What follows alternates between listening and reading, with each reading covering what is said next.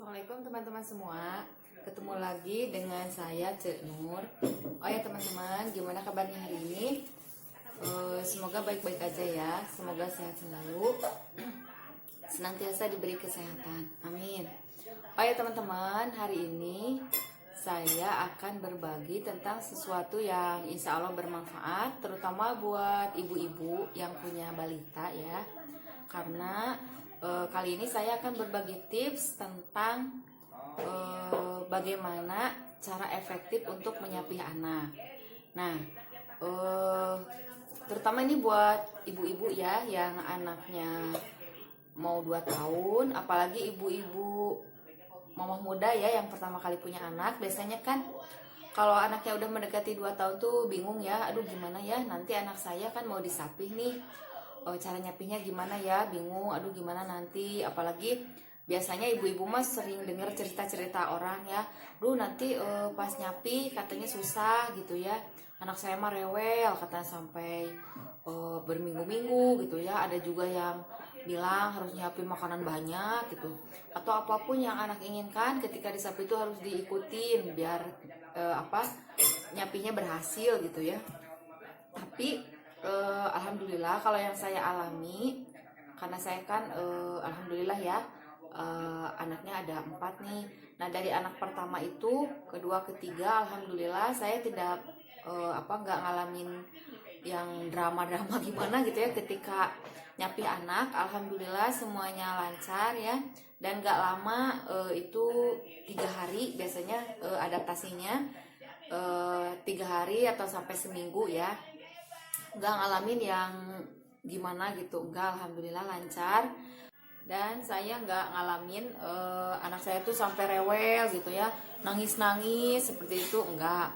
Ya kalau rewel dikit ada sih, itu karena kan adaptasi ya, penyesuaian, karena mungkin biasanya dia mau tidur. Nah itu biasanya dilema terberat buat ibu-ibu ya ketika nyapih anaknya itu pas dia mau tidur, karena kan kalau anak masih nyusu tuh biasanya kan nyusu sampai dia tidur kan gitu. Nah di situ dilematisnya. Nah memang awal-awal agak sih sebenarnya, cuma alhamdulillah lancar ya, nggak sampai rewel-rewel gimana gitu. Dan saya pun ini cuma kan ini hanya pengalaman pribadi saya ya, dan alhamdulillah lancar. Jadi saya pengen sharing ke teman-teman. Tapi saya juga nggak bilang sih kalau ini tuh yang terbaik dan pasti semua orang cocok gitu dengan metode yang saya pakai ya ke anak-anak saya. Cuman ini barangkali apalagi tadi ya saya singgung tadi di awal tuh, untuk ibu-ibu yang baru nih punya anak, biasanya kan belum pengalaman, belum tahu gitu ya. Bahkan ada tuh saya sempat dengar cerita ya, ada sih beberapa ibu-ibu yang dia tuh udah nyapi, udah berhasil nih nyapi dengan berbagai cara mungkin ya. Kalau yang saya dengar sih banyak, ada yang sampai nyiapin makanan banyak tadi ya, terus anaknya pengen apa dia pokoknya penuhin aja, yang penting fokusnya dia tuh berhasil nyapi gitu ya. Pas udah disapi balik lagi anaknya nyusu lagi, dan ibunya nggak tega ke anaknya, malah balik lagi dia nyusu padahal umurnya udah 2 tahun, bahkan udah mendekati mau 3 tahun dia masih kasih gitu, karena dengan alasan aduh nggak tega, kasihan. Pas saya tanya-tanya itu kapan, memang dilematisnya itu tadi pas mau tidur tadi, kebanyakan orang nggak berhasil ya, nggak berhasil di situ. Jadi kasihan ke anaknya, padahal justru lebih kasihan ya kalau kita nggak sapi anaknya cepet. Kalau usianya udah 2 tahun kan memang udah nggak perlu lagi ASI seperti itu. Karena kan teman-teman ya kalau udah 2 tahun tuh memang udah harus disapih ya. Nah alasan 2 tahun di sini kan memang udah ya, insya Allah tahu ya teman-teman. Jadi secara medis pun memang harus 2 tahun kan disapi itu. Terus secara agama pun di ajaran Islam pun sama kan, menyempurnakan persusuan itu ibu itu sampai 2 tahun.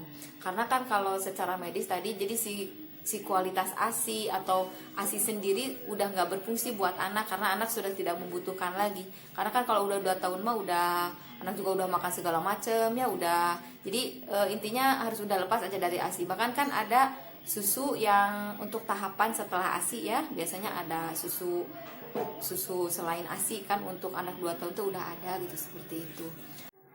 Nah teman-teman, saya mau kasih tahu ya cara efektif menyapih anak yang lepas ASI itu ya. Karena ini saya sudah terapkan ke anak-anak saya dari anak pertama, kedua, dan ketiga. Kalau yang kecil kan masih 11 bulan, dia belum ya, masih ngasih. Nah itu alhamdulillah. Jadi maksud saya tadi di awal kan 3 hari ya. 3 hari itu sebetulnya masa gelisahnya anak saya ya, anak bayinya itu 3 tahun. Maaf 3 hari. Jadi sebetulnya dari hari pertama saya udah langsung lepas ASI kalau pakai metode yang saya pakai ini ya. Nah jadi hari pertama tuh langsung berhasil. Cuma kan kita di situ harus anaknya adaptasi ya, 1, 2 sampai 3 hari. Nah itu masa gelisahnya anak ketika pakai metode ini. Dan selanjutnya langsung aja anak terbiasa dan alhamdulillah berhasil. Nah cara umum kebanyakan orang untuk nyapih anak itu kan biasanya pakai patrawali ya. Saya pun dulu awal-awal pas anak pertama itu nyoba juga pakai patrawali, cuma gak berhasil ya waktu itu. Yang pada akhirnya saya pakai yang cara saya yang udah saya pakai itu. Nah kalau patrawali sendiri kan biasanya jarang orang yang punya sih pohonnya, tapi kadang suka ada. Dulu juga kan saya minta nyari kemana gitu ya. Biasanya mintanya mah cuma seukuran gini ya teman-teman, seukuran kayak gini. Kan itu rasanya pahit banget ya. Kebetulan saya di sini nggak ada contoh patrawali, tapi saya kasih lihat gambarnya seperti ini ya teman-teman nih, seperti ini. Nah teman-teman, kalau cara umumnya kan pakai patrawali ya. Nah biasanya kan patrawalinya itu gak banyak sih, cuma segini. Nah biasanya kan dipakainya tuh seperti ini ya, dioles ke puting ibu seperti ini. Nah biasanya tuh udah pahit banget ya rasanya.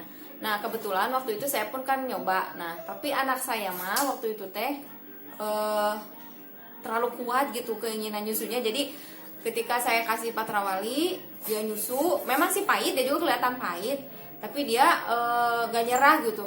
Saya oles, dia nyusu lagi, terus saya oles, nyusu lagi gitu. Meskipun pahit dia memaksa, jadi nyusu aja terus kayak gitu. Nah pada akhirnya, berarti saya nyimpulin yaudah berarti nggak bisa nih anak saya mah, karena dianya kuat banget ya pengen nyusunya. Dan itu nyoba beberapa kali seperti itu dan gagal, nggak berhasil. Nah akhirnya saya mikir ya teman-teman, gimana ya caranya biar anak saya berhasil disapih ya waktu itu. Nah suami saya ngusulin, ya udah kalau gitu coba aja cara yang ini. Nah cara yang ini tuh bahan-bahannya sederhana teman-teman ya. Ini ada kapas, atau kalau nggak kapas pakai kain perban ya, perban atau kapas, kain kasa. Terus ada plester sama ini betadine ya, atau obat merah. Nah caranya gimana?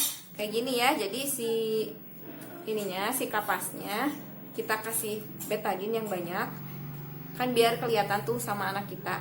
Kalau pakai patrawali kan nggak kelihatan apa-apa ya, jadi si payudara ibunya tuh nggak ada apa-apa gitu, cuma pahit aja rasanya. Kalau ini kan anak ngeliat tuh ada apa gitu, kok jadi gitu payudara ibunya ya.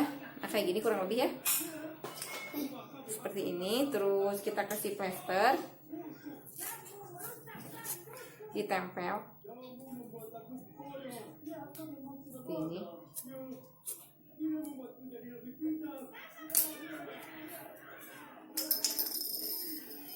Kayak gini ya. Nah ini kurang lebih ya teman-teman ya. Nah kayak gini kan. Jadi anaknya nanti aneh kok ibu kok kayak gitu ya. Jadi setiap kali dia pengen nyusu ke kita, waktu itu anak saya kan minta kalau mau tidur, atau kan berapa jam sekali suka nyusu ya anak tuh.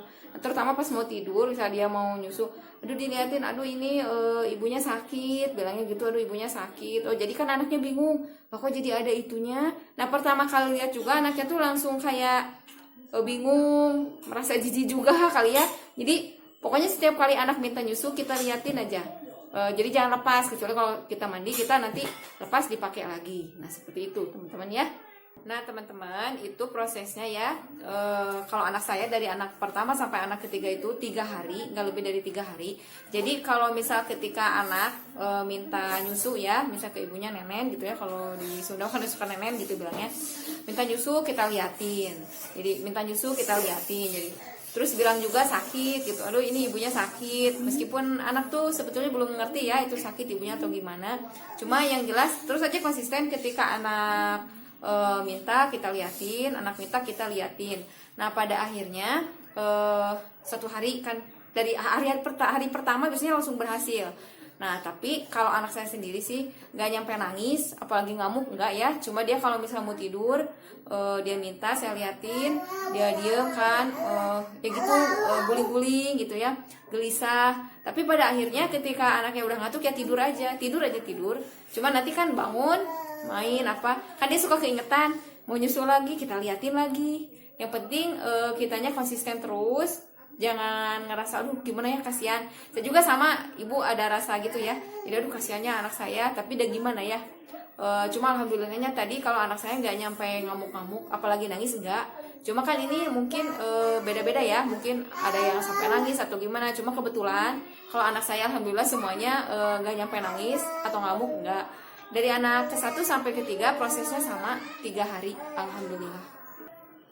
Nah teman-teman, ini ada satu catatan ya, ini penting. Jadi gini, ketika dalam fase 3 hari tadi, jadi misal di hari pertama kan langsung berhasil ya, anak takut atau jijik ngelihatnya karena ibunya pakai perban tadi, pakai betadine.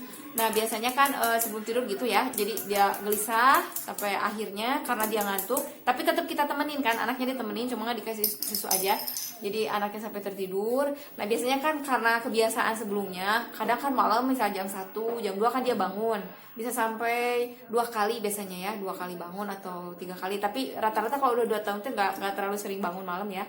Nah biasanya kalau pas malam misal jam 2 dia bangun, tapi kan matanya masih ketutup ya, nggak sadar dianya, nangis kan, sama anak saya juga nangis. Jadi nah kalau ketika itu boleh teman-teman kasih, karena kan dia nggak sadar, kita buka perbannya, kita kasih nenek aja, kasih nyusu ya anaknya, kan dia tidur lagi tuh, tidur udah berarti kan nggak sadar, dia nggak nyampe buka mata gitu ya, dikasih. Nah jadi itu boleh dikasih sampai biasanya 3 hari, pas proses malam aja. Kalau siang mah jangan dikasih.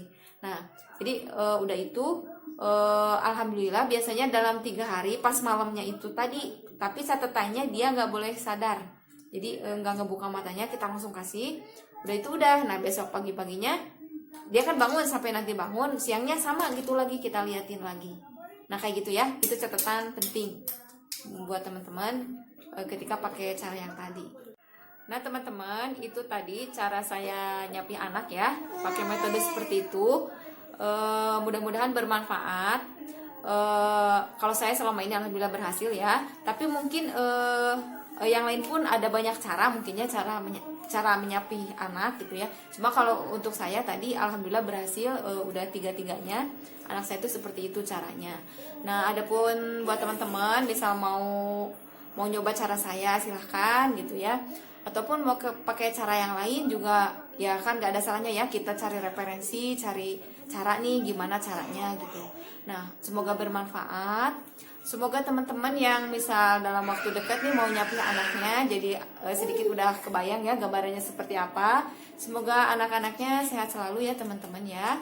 Itu dulu dari saya. Jangan lupa subscribe saya ya teman-teman. Semoga teman-teman senantiasa diberi kemudahan oleh Allah Subhanahu wa taala, diberi kesehatan. Itu dulu dari saya. Assalamualaikum warahmatullahi wabarakatuh.